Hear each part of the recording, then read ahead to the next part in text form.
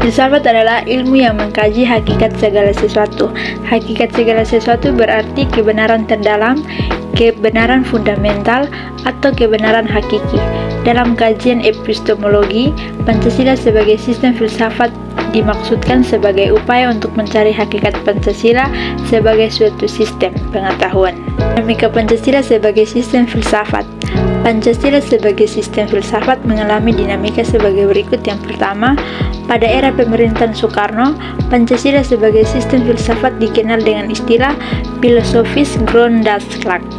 Gagasan tersebut merupakan perenungan filosofi Soekarno atas rancangan berdirinya negara Indonesia Merdeka. Ide tersebut dimaksudkan sebagai dasar kerohanian bagi penyelenggaraan kehidupan bernegara.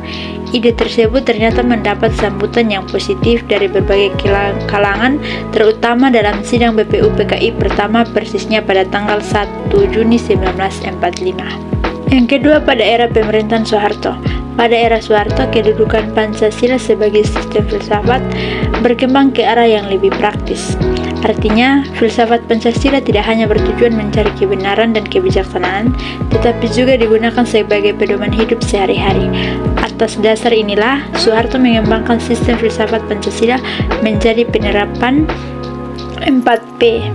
Yang ketiga, era reformasi. Pancasila sebagai sistem filsafat kurang terdengar resonansinya, namun Pancasila sebagai sistem filsafat bergema dalam wacana akademik, termasuk kritik dan renungan yang dilontarkan oleh Habibie.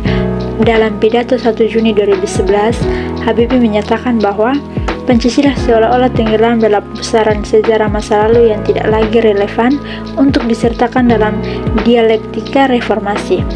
Pancasila seolah-olah hilang dari memori kolektif bangsa Indonesia.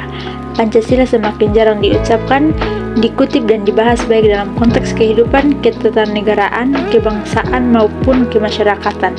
Pancasila seperti tersandar di sebuah lorong sunyi justru di tengah denyut kehidupan bangsa Indonesia yang semakin hiruk-pikuk dengan demokrasi dan kebebasan berpolitik. Tantangan Pancasila sebagai sistem filsafat yang pertama, kapitalisme, yaitu aliran yang meyakinkan bahwa kebebasan individual pemilik modal untuk mengembangkan usahanya dalam rangka meraih keuntungan sebesar-besarnya merupakan upaya untuk mensejahterakan masyarakat.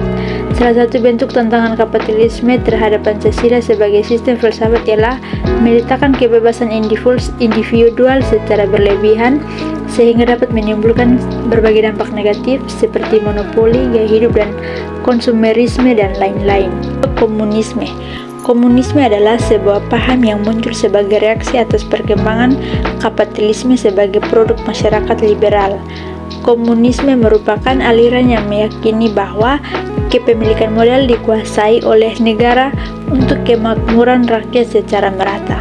Salah satu bentuk tantangan komunisme terhadap Pancasila sebagai sistem filsafat ialah dominasi negara yang berlebihan sehingga dapat menghilangkan peran rakyat dalam kehidupan bernegara.